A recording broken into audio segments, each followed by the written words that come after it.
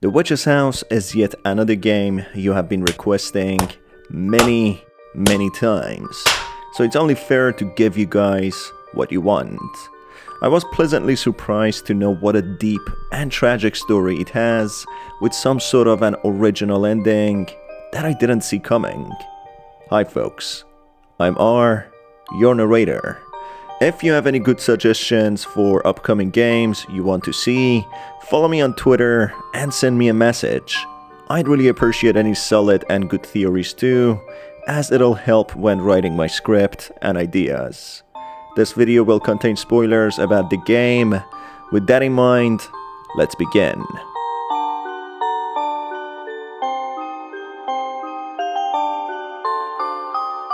The protagonist, being a young girl, wakes up in the forest, presented with a direction board and a cat. The board reads of the forest going to the south and an identified person's house going to the north. The black cat is able to speak and sounds as if it knows the protagonist.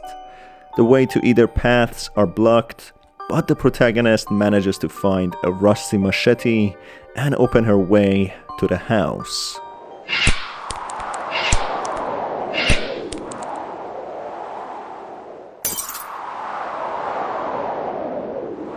She encounters the cat once more, who instructs her to go to the house if her way out is blocked.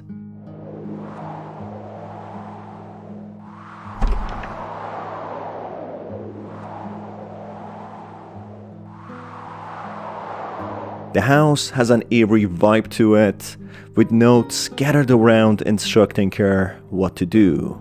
The cat follows the protagonist inside the house and mentions how it will follow her for laughs. In a room, the protagonist comes across the witch's diary. I was sick, so no one played with me. My father and my mother didn't love me. This cryptic short message opens the door to the twisted backstory of the witch's origins, which is spread through novels and mangas. The eeriness vibe the protagonist was feeling were not in vain, as the house shows signs of paranormal, with items in the house moving on their own and strange sounds being heard. Soon, inanimate objects such as a teddy bear comes to life, and the protagonist interacts with an invisible chef who complains to how busy he is.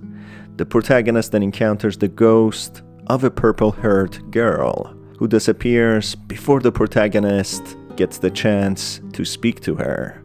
Going to the library, the protagonist finds newspaper clippings of a certain couple found dead in their residence, which was burnt down. They were seemingly stabbed to death before burning in their residence, as stab wounds were found on their charred corpses. This couple had a daughter called Ellen, who went missing after the fire, who was 7 at the time. The daughter Ellen will be a key character in the story, who we'll get back to later. Looking at herself in the mirror, the protagonist gets startled by the reflection of a monstrous purple-haired entity, a possible deformed version of the ghost of the girl with purple hair who she encountered briefly before. Reading 2 more books titled The Witch's House, the protagonist learns that the doors don't open with keys, but by performing certain tasks, and that the witch's magic changes the house constantly, which explain the paranormal events and moving objects. The protagonist then reads a dark and tragic book titled A Funny Story. Once upon a time, there was a rich man pulling along a cart full of treasure. His cart broke down in the woods, but then a hunter and his dog came along. The rich man pleaded to the hunter to keep a close eye on his cart, to which the hunter agreed. The rich man went to get a new cart. Meanwhile, the hunter kept watch. Night soon fell, and the hunter grew worried for his elderly mother, still at home. So the hunter told the dog to watch the cart and went to check on his mother. When the rich man returned, he saw the dog guarding the cart. So he gave the dog a reward for his master, a silver coin, to carry in his mouth. The dog ran all the way home and brought his master the coin. But the hunter flew into a rage. "I told you to watch the cart, and what did you do? You stole from it." So the master killed the dog.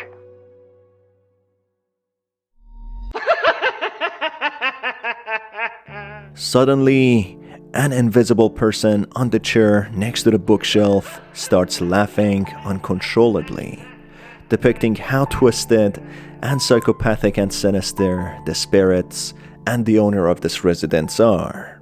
Going a level up, the cat is found ahead of the girl wherever she goes.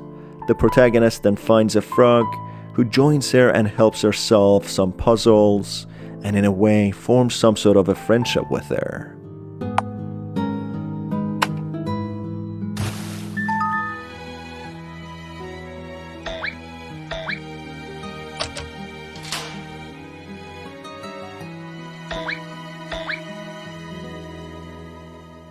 The protagonist then comes across another diary from the witch, entailing more information about her past.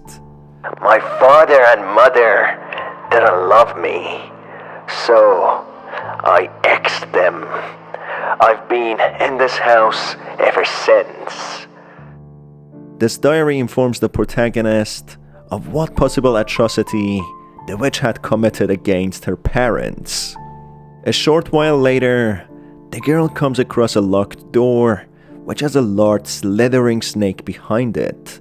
For the girl to pass through, she's left with no other option than to feed it, the frog who so selflessly helped the girl get across many obstacles. As she pulls out the scared, reluctant frog, the frog resists going through the window, but the protagonist forces the scared frog through, leading to its death. After this horrible selfish act, the girl continues on, where she finds another diary of the witch. "After that, I exed all my friends who came over to play. Then I fed them to the house, but it wasn't enough." The witch describes how her path changed into a psychopathic individual who from an unloved child changed into a monster, luring her friends into the house to be eaten by the seemingly alive house. Yet another diary of the witch entails more information about her origins. "I hate my illness. It kept me from going outside. It kept people from loving me." This presumably suggests why the witch became so hateful. Her parents seemingly didn't love her due to her illness, thinking of her as a burden. This fueled her rage to become a psychopathic killer. The protagonist then goes into a room next to the kitchen, filled with skeletons, presumably of the children the witch lured into this house for the house to consume. Going further up to a higher level, with reflective floors and cathedral-like large windows, a terrifying legless creature breaks through the window and charges towards the protagonist, resembling the reflection of the creature the girl saw previously in the library's mirror. Just as the creature approaches the girl, the ghost of the girl with purple hair comes between them and stops this creature, with both of them soon disappearing. This shows that the ghost of the purple-haired girl might be a friendly entity. Finding another diary from the witch, the protagonist learns more of her plans. "Then a girl came over to play. A cute girl with golden braids." This clearly describes the protagonist, who is now in this house. Someone who the witch expected and even wrote about in her diary. someone she has sinister plans for. Soon the protagonist comes across a few tadpoles who inform her that their father is dead as a snake ate him. This points out to the frightened frog the protagonist so mercilessly and forcefully fed to the snake, someone who deserved better. Reading another diary from the witch informs more about her plans with the protagonist. I wouldn't ex her because she wouldn't save me from my sickness. So I made her my friend. This explains that the witch doesn't intend to do the same thing she did with her previous so-called friends, but instead, she wants to use her by befriending her and in a way, treat her own sickness. Another diary from the witch, in a bedroom with a bloodied bed, unveils more information. I'm going to die from my sickness, so I'm going to take her body. I'm going to live on in her body. It's okay, right? Because we're friends. She'll give me her body because we're friends. That's why you came to play with me today, right, Viola? This reveals the truth to what the protagonist is doing in this evil alive house, which is the residence of the Crooked Witch. Viola found the witch and befriended her, despite her debilitating illness. The witch instead took Viola's naivety as an advantage and planned to switch her body with her, as her condition would soon kill her. Suddenly, the legless purple-haired creature that was once stopped by the ghost, resembling her, rushes into the room and utters unintelligible words. Give back. Give back. This creature then sits on chasing after Viola. Viola runs with all her might and manages to escape this house. Outside in the forest, Viola finds a letter which was written for her from her dad. This letter presumably dropped from Viola when she woke up in the forest. Dear Viola, I'm sorry for yelling at you yesterday. There's an old legend that says a witch lives in the forest and kidnaps children who get lost there. Your friend's house is very near the forest, so I was worried about you. Your friend's name was Ellen, right? Well, I don't mind if you go out to play, but don't go too deep into the forest. Hope to see you home soon, Dad. The direction board then soon shows whose house Viola was in, mentioning Ellen's house, which indicates the sinister witch's house Viola was trapped in was no other than her friend's Ellen, who is the vicious witch of the legends, the witch that killed her parents and burnt her house, then ran away at age 7 and found this manor in the middle of the forest, where she became the abominable witch. She lured children into the house to be eaten by it and befriended a naive girl called Viola to switch bodies with her as she had a terminal illness, physically debilitating her. As Viola manages to break through the blockage in her way out of the forest, she finds her concerned father, who went out looking for her with his shotgun. She covers behind her father when the legless creature slowly crawls towards them and with teary eyes utters,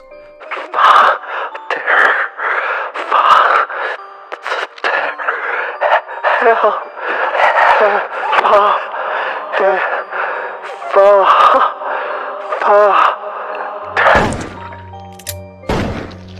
Viola's dad, terrified to the scene, shoots the creature twice, finishing her off. Just before Viola leaves her father, she stops for a second and giggles seemingly happy. This takes us back to a few minutes earlier when Viola was approached by this monster before she encountered her father. This creature looks to be human, having been blinded by trauma recently, with blood smeared around her eye sockets. Both of her legs have been cut off recently, with her crawling, leaving a trail of blood. She can't make much sense when speaking, as if her tongue has been cut or if her larynx has been damaged. Viola, in a turn of events, instructs this creature to just give up already, before stabbing her in the eye socket with blood oozing out. Viola continues that it won't be long before this girl dies. The legless girl, with what energy she has got left, utters, "Give back. Give back." with Viola responding that she wouldn't give back what this girl is requesting, continuing that she doesn't feel any pain in this body, the new body, the body of Viola, whom Ellen, the witch, stole, switching bodies with her. It's revealed that Viola, the girl with golden braids, befriended the sickly Ellen, living alone in a large house in the forest, which is located near her and her father's house, not knowing Ellen is a witch. Viola feels bad for Ellen as she sees how ill she is, not being able to get out of the bed even. That's why she keeps coming to her house to keep her company. Viola felt so bad for Ellen that she even accepted Ellen's request to switch bodies with, only for a day, to enjoy the world for one last time. Instead, Ellen stole her body and incapacitated her even more by blinding her own body and cutting her legs off. So when the souls switch bodies, Viola's soul wouldn't be powerful enough to claim back her body. Viola, in return, suffers the excruciating pain Ellen had, and despite being so incapable, tries to trap Ellen in the house, as she possessed the ability to use magic when she went into the body of Ellen. But Ellen mentions how her efforts were all in vain, as this house belonged to her, and it even left her notes scattered around the house, guiding her how to escape. Ellen then realizes Viola's strength to survive and refusal to die, despite all the odds, is due to her love for her father, as she's worried about him.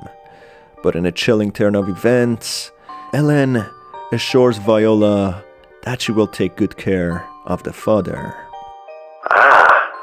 Maybe you're too worried about your father to die. Oh, I know all about you and your father, Viola. A close family of two. Those memories stayed in your body. He's a kind man.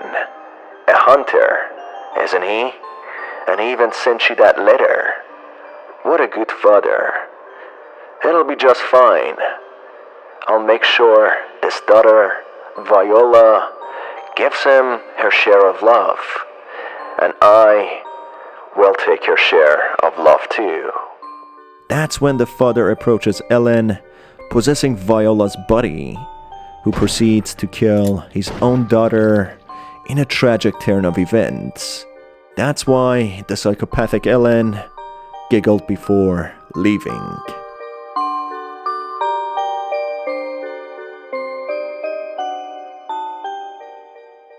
There are novels and mangas about the witch's house, which expands massively on her backstory and how she became a witch.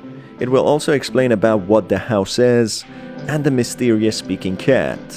If you enjoyed this video and would like to watch more videos about Witch's House, explaining the mangas and novels, stay tuned by hitting the subscribe button and the notification bell. You can suggest new games and share your theories with me by heading over to Twitter, following me and sending me messages. If you have a taste in horror-themed clothing as well, you can head to my store. It's been your host Star. Till the next video, have a good day.